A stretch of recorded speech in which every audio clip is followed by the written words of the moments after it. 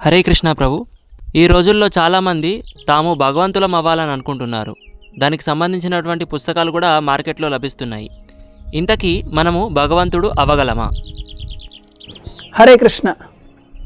మమైవాంశో జీవలోకే జీవభూత సనాతన మనషష్టింద్రియాని ప్రకృతిస్థాని కర్షతి. అర్జునుడికి శ్రీకృష్ణుని అడుగుతారు, అసలు ఈ భౌతిక జగత్తులో ప్రతి ఒక్క జీవరాశి ఎందుకు దుఃఖాలు అనుభవిస్తున్నారు అని. అప్పుడు శ్రీకృష్ణుడు స్వయంగా చెప్తాడు ఈ శ్లోకము, మమైవాంశో జీవలోకే జీవభూత సనాతన. ప్రతి ఒక్క జీవరాశులు అంటే కేవలం మానవులు మాత్రమే కాదు, ప్రతి ఒక్క జీవరాశి, ఎక్కడైతే జీవరాశి అంటే జన్మ మృత్యు అనేది ప్రతి ఒక్క ప్రాణికి ఉంటుందో అవన్నీ కూడా భగవంతుడి యొక్క అంశాలు. శ్రీకృష్ణుడు చెప్తున్నాడు తన యొక్క అంశాలు. సో ఈ అంశాలు ఎప్పుడు కూడా భగవంతుడి మీద ఆధారపడి జీవిస్తుంటాయి అన్నమాట.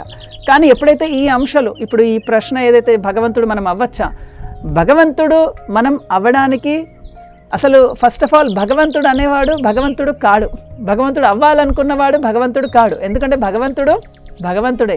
ఎవరో ఏదో ధ్యానం చేసో, బుక్ రీడింగ్ చేసో, ఏదో కొన్ని శ్లోకాలు చదివో, లేదా నేనేదో శక్తులు సాధించో నేను భగవంతుని అవుతా అన్నది అది పూర్తిగా కూడా వాస్తవం కాదు. ఎందుకంటే శ్రీకృష్ణుడు చెప్తున్నాడు ప్రతి ఒక్క జీవరాశి కూడా శ్రీకృష్ణుడు యొక్క అంశాలు, ఆ యొక్క భగవంతుడి మీద ఆధారపడి జీవిస్తున్న జీవులే. సో వీళ్ళు ఎప్పుడు కూడా భగవంతుడు కారు. ఇంకొక మన ఉపనిషత్తులో చూస్తున్నట్టయితే నిత్యో నిత్యానాం చేతనశ్చేతనానాం ఏకో బహునాం యో విదదాతి కామాన్. ఈ ఉపనిషత్తులో చెప్పబడింది అంటే భగవంతుడు నిత్యము ఉంటారు, మనందరం కూడా నిత్యంగానే ఉంటాము. భగవంతుడు చైతన్యం కలవాడు, మనము చైతన్యం కలవాళ్ళం. కానీ భగవంతుడికి మనకు తేడా ఏంటంటే ఏకో బహునాం యో విదదాతి కామాన్, అతను ఒక్కడే వీళ్ళందరినీ కూడా పోషిస్తున్నాడు అని దాని అర్థం. ఇది స్పష్టంగా అర్థం చేసుకోవాలి. ఫస్ట్ శాస్త్రము మనం చదవకుండా, శాస్త్రం మనకు అవగాహన లేకుండా నేను భగవంతుని అయిపోతా అని చాలామంది విర్రవీగుతున్నా కూడా అది కేవలం వాళ్ళ మృత్యువు ఒడిలోకి వెళ్ళి యమధర్మరాజుని దర్శనం చేసుకోవడానికి